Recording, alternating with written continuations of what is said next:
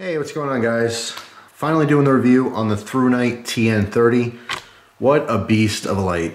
This thing is awesome. Where do I even start with this thing? First of all, this is definitely a flashaholic flashlight. What do I mean by that? I mean that you have to seriously be into flashlights and or have a serious need for a lot of light in a smaller package to want to get into something like this. These are relatively expensive. Overall, for what you're getting, I think it's a deal, but this is not for everyone. This is a $250 flashlight. At least this kit was $250, and I would definitely recommend getting the kit because it came with 6 18650s, which is the power source for this, and a charger. And I'm going to use this for all my other flashlights as well. I'm getting tired of using the CR123s and buying them all the time, so I'm going rechargeable. The 18650s are definitely the way to go. So all my flashlights that take two or four CR123s, they'll definitely be running on those now. But anyway, yeah, $250 is definitely a lot of money for a flashlight. But I can honestly tell you, I think you're getting, compared to all the flashlights that I've tried, all the flashlights that I've handled and seen before, you're getting your money's worth in this case. Now, a lot of people just won't understand that. Just like if I showed a knife that's worth 400 bucks, people are gonna scratch their heads and go, how? How is that worth $400? Or how is this flashlight worth $250? Well, it's up to the consumer, but I can tell you personally, from comparing these to other flashlights on the market, what this has to offer, I think it's definitely worth the money. It is a really, really cool thing to have. If you're going to use this for practical reasons, besides just the novelty of having a super bright flashlight, if you are, say, law enforcement, if you're doing something search and rescue, if you're looking for just a huge, powerful light to go camping with, and it may actually save your life one day, who knows, it's definitely worth it. But I would say this definitely crosses that line of, hey, cool flashlight, to, look, I'm into flashlights, that's why I want this one. All right, so just keep that in mind. It's not for everyone. Not everything I show is for everyone. But I would recommend, I'm gonna provide a link in the bottom to go to Thrunite's store. I think it's one of the best prices to get if you were to get TN30, I think that you'd be best off getting it from them, because this kit was $250. And if you go elsewhere like Amazon or something, or eBay, to buy this flashlight, you'll pay like $235, $240 for just the light. And this kit is, I mean, it's a great deal in my opinion, getting the combo. Now, something to clarify here, which is very important, if you are looking to get this light, this is the newer TN30. This has 3 XM-L2 LEDs. Okay, you're not gonna be able to look at them and say, "Oh yeah, those are the XM-L2s." No, but I'm just showing them. There's 3 of them in there. This is the newer version, the 2nd generation. All right, this tops out at 3,338 lumens. This is very important. If you're looking for this flashlight, you will also find a TN30 for sale online, the 1st generation. It won't say 1st gen or anything like that, but it'll show for the specs that it'll have the XM-L2 LEDs. That is the old version that is not quite as bright as this. That one maxes out at 2,780 lumens. And all the subsequent levels of light are all lower. This is much more powerful with the newer the XM-L2 LEDs. All right, so that's very important. Make sure you get the XM-L2 version, not the XM-L2. You will pay a little bit less for the other one, but honestly, you're gonna get a lot more light out of this, and you might end up paying 10 or 20 bucks more. So I wanted to clarify that right off the bat. Be careful if you're getting the first ones. Something else to note here is I believe the first models, they came with a really cool metal case, like a carrying case, which you can use for anything really, which was awesome. These newer ones I got in a cardboard box. A little bit of disappointment, but it is what it is. I'm getting a lot more light than the 1st generation, although, you just get a very simple packaging with that. So if you're interested, I'm sure you can go places, maybe even on Candle Power forums and stuff. There might be guys who bought the 1st gen flashlight and don't necessarily want the case for it. You might be able to buy just the case if you wanted that whole, setup there. But anyway, first let's look at what we get with the flashlight. This is how it came, cardboard box, no frills. Some padding here. We do have a sheath for this. And it is very functional. Obviously, it works just fine. All right, this light is way too big. I wouldn't carry a light on a sheath. Pretty much any size. I don't use sheaths for my flashlights. But we do have full Velcro here with a button snap for extra security, which is nice. Regular standard nylon. It's high quality. I mean, it's also reinforced up top here because there's gonna be a lot of wear from that bending. So as far as sheaths go, if you are gonna use one, this is a good quality one. I just personally won't use that. We also get our lanyard. And we'll go over some of this other stuff too. Just want to get all out of the box for you. Whoop. Don't need that foam. Have a Thrunite card. And that's it. Okay. So, sheath. This nice lanyard. I talked about these before. This is the better quality lanyard. It has a split ring on the end. Okay, the split ring would go, of course, on one of these. Actually, you have them on all. There's 6 positions there. But it's all kind of universal since there's a clicky switch. But as far as lanyards go, this is a nice lanyard. I will use this for something else. I won't discard this. I can get some use out of it. All right, then we get our little warranty card. Okay, there's the warranty. We replace any defective lights within 15 days of purchase. We offer free repair within 24 months of purchase if problems develop with normal use. All right, there's the store information on there. So there you go. That's the warranty information on that. Of course, you'd want, if you did have problems, you'd probably need your proof of purchase, your receipt from wherever you bought it from, so you can prove within those days or that time frame. Then here's our little guide. All right. Shows how the battery pack works, very standard stuff. And we also get our spare O-rings. This is a very large, wide flashlight. You see how big our O-rings are. Usually when I show pack O-rings, they're teeny tiny little things. But pretty standard with all flashlights. Speaking of standard, as far as construction, very standard. Same thing, aluminum body, type 3 hard anodized, blah, blah, blah, anti-reflective lens. You know, every flashlight has it these days. I would say 99.9% of the new good quality flashlights have that. I know I leave it out sometimes in my newer flashlight reviews. It's just because it's repetitive. You could find specs anywhere. The purpose of doing a video like this is to tell you my experience with it and talk a little bit about it in general. But one thing I can tell you is that this particular light has a copper heatsink, which is very much superior to an aluminum heatsink. If you don't know, a heatsink is in the head here. This does generate a lot of heat, especially when it's on high. With incandescent lights, a lot of the HID lights and stuff, when you have these things pumping out over 1,000 lumens, you know, you could feel the heat on this. Even though these are LEDs, putting my hand right here, I can feel the warmth. It actually gets hot. So what you do, these fins, these dissipate the heat. That's why it's shaped like this. You see a lot of higher powered flashlights have these fins. And the heatsink in there is basically a block of copper that wraps around the head. And that's supposed to basically absorb that heat to pull it away from the inner workings of the flashlight so they don't overheat and break. When you have a lot of energy like you do in a flashlight like this is running on 3 18650 rechargeable batteries. That's a lot of energy. You need all that power with those high powered LEDs to be able to pump out that amount of light. You know, over 3,000 lumens is nothing to kid around about. I mean, it's a lot of light. So that's what that's all about. But the heatsink internally, which you can see, is in fact copper. It's more expensive, but it's much more effective at drawing out all that heat to prevent any kind of damage to our light. So first I'm going to open this up and show you the battery source and battery pack. Take a look at it.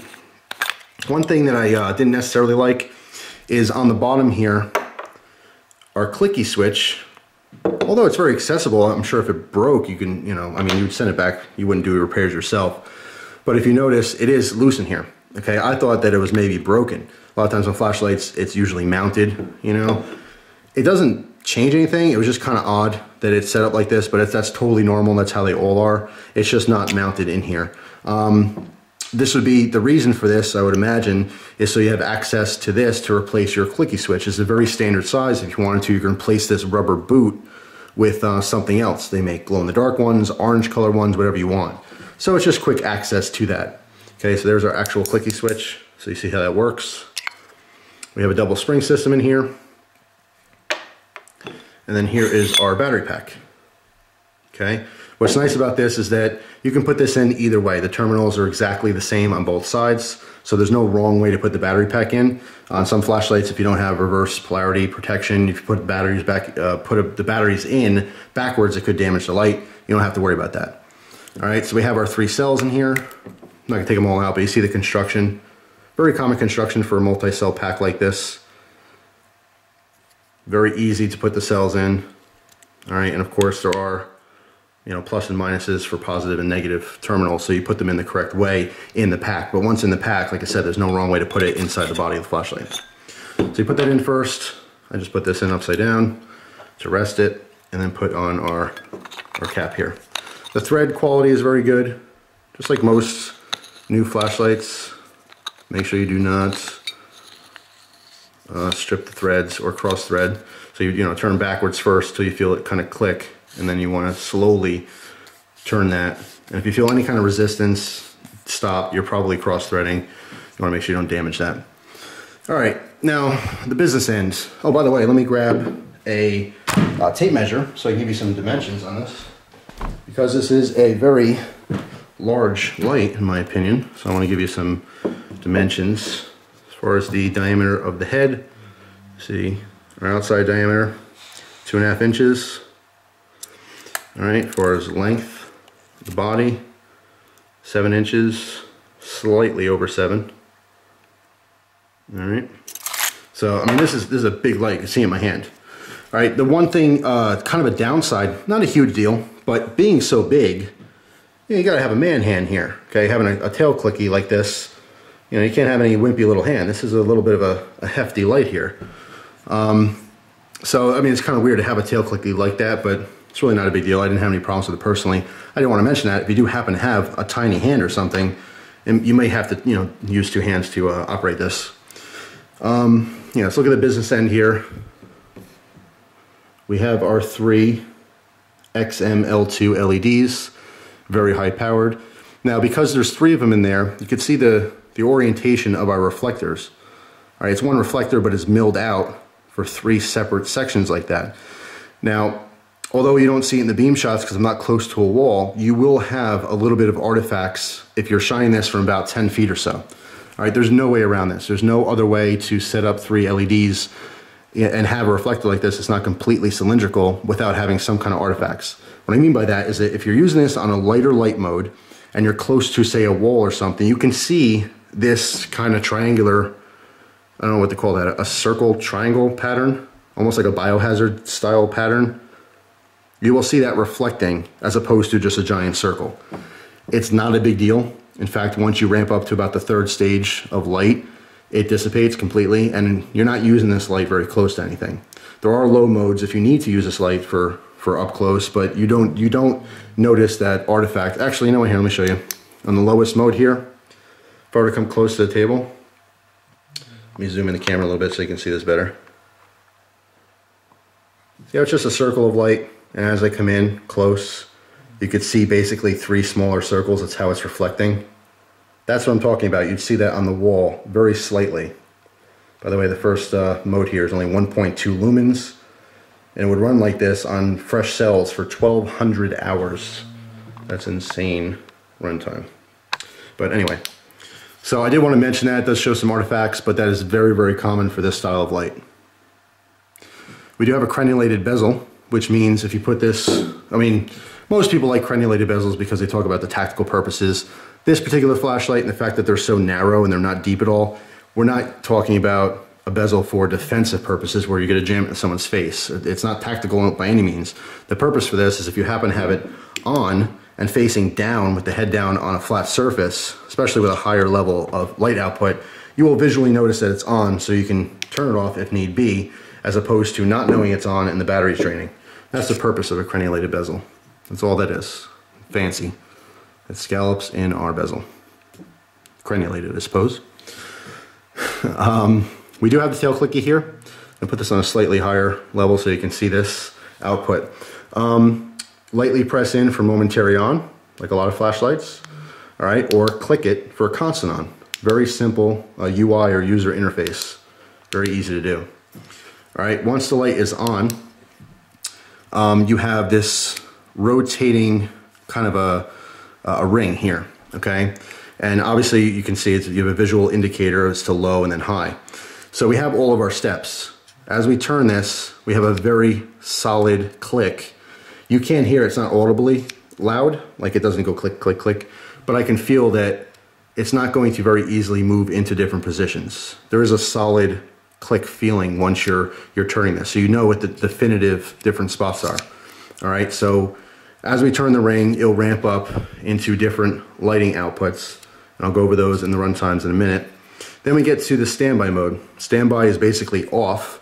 The light is in fact on, but the reason they have a standby mode right here is because the next level, if I were to turn this right or clockwise, I would go into our strobe mode, okay? So you can carry this light in standby and on, so you can quickly get the strobe if need be for defensive purposes, and or turn it counterclockwise once for our high output, which is 3338 lumens. All right, the strobe on this is extremely strobey. What the hell am I talking about? It works as a strobe should work, but what's really cool about this particular strobe is that it cycles between different wavelengths. So you have a very fast strobe, then you have a slower strobe. Strobe by itself is already very disorientating, but by doing this, it's even more so your eyes can't adjust. So if you happen to throw a strobe on someone and it's on them for a few seconds, they might start to adjust their eyes to that light. But because they're different wavelengths, because there's different time periods in between each flash, it'll be fast, fast, slow. Well, you know, I said slow, fast. You get what I'm saying. You can visually see it here. Boom, boom, boom, boom, boom, boom, boom, boom, boom, boom, boom, boom, you know? So that actually is more disorientating than a standard strobe. And trust me, with 3338 lumens pumping at you, you're not gonna know what's going on. And I can tell you personally, I really wish I got the footage. But 2 days ago, or not 2 days ago, it was yesterday, when I was doing the footage out in the baseball field of this light, on the way home, I saw a huge black bear that passed in front of my car. I was telling my girlfriend this story. The black bear stopped at my passenger side of my window. I was fumbling to get my camera. My camera was dead, so I was fumbling to get my cell phone to take a video of this, you know, try to get some kind of footage of this bear just sitting on my passenger side. I finally got my phone out. I didn't hit record properly. I flashed a light on here and it was in strobe mode, all right? The bear took off. I really wish I could have got that on film to show how this was effective towards a large animal. When I talk about guns on my channel, and I talk about flashlights, and I talk about defense, it's not always people that I'm worried about. I live in the woods. We have large predatory animals out here. Big black bear like that is no joke. So you don't necessarily need a gun to defend yourself from a huge bear like that. This light in strobe was extremely effective at making the bear go away. So it's something I really wish I could have got on film. Unfortunately I didn't, but they're in the neighborhood, so hopefully I'll be able to get some bear footage in the future. All right, my battery died. As I'm telling you a story where my camera battery was dead. Anyway, I want to go back through all of these light modes to tell you how bright they are and the run times, okay? So, when this is all the way to the left and or counterclockwise, you turn this on, we're in our low mode. You can see it on the table here. Our low mode is 1.2 lumens, okay? It's like a nighttime mode. Very good for up close if you had to read something in a car. It's not going to distract you. It's not going to reflect back or anything. It's a very low mode. This will run on this on fresh cells for 1,200 hours. That is a ridiculous amount of runtime. All right, as we ramp this up one step, so this is stage 2 or level 2, we bump it up to 45 lumens. Okay, 45 lumens, definitely enough light for most tasks. The runtime on this is 75 hours, which is still a very long runtime. Now the next jump is a pretty extreme jump. We go from 45 lumens to this third stage to 422 lumens. Now we're at a pretty darn bright flashlight. Okay, the runtime on this would be 10 hours. We bump it up again to the fourth stage. We're over 1,000 lumens. We're at 1,118 lumens for 3.5 hours. Okay, bump it up again. Now we're at 1,896 lumens for 2.3 hours. And then all the way on high, we're at 3,338 lumens, and this will run for exactly an hour on fresh cells. This is an incredible amount of light.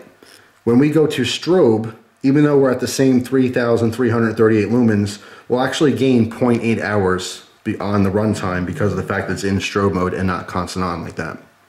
All right, so once again, there's strobe. And back into standby.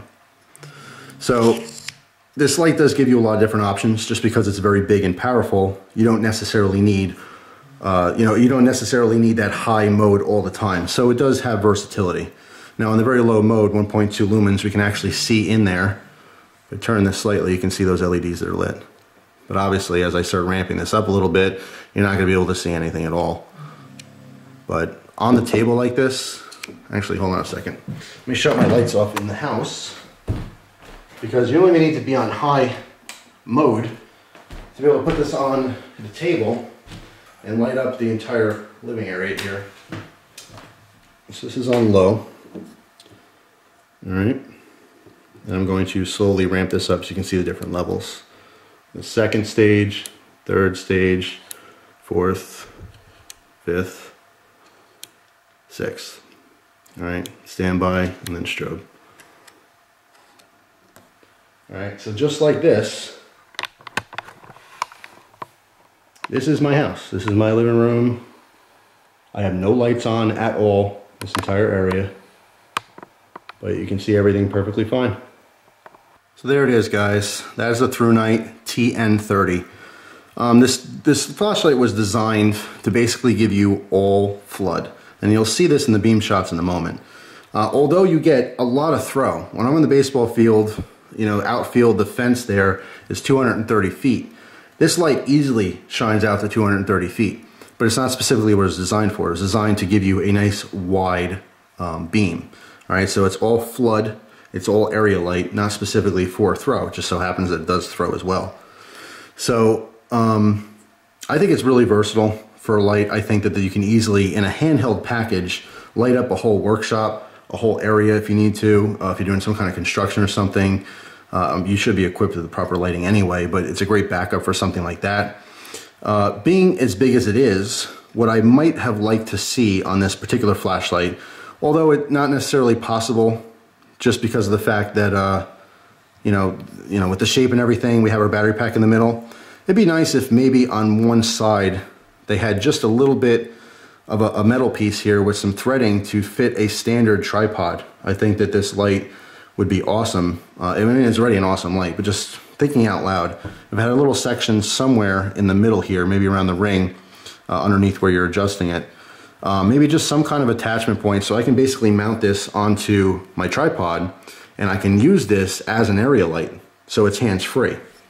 That would be a great addition. It doesn't take away from the flashlight. It's not what it was designed to do. Just thinking out loud, I think it'd be a cool little addition, although it would take away from the form factor and maybe the comfort of holding it.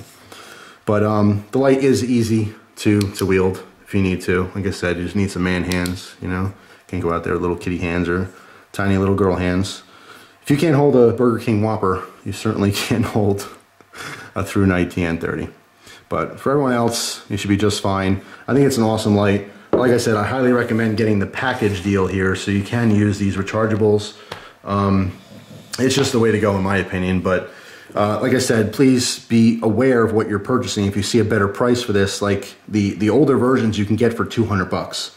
So if you want a little bit of a downgrade and you want to save yourself 50 bucks, you can get the other ones for like $199 most places. I'm talking about the XM-L2 version, but just be warned, it is a smaller output flashlight, okay? That only maxes out at 2780 lumens as opposed to 3338 lumens, all right?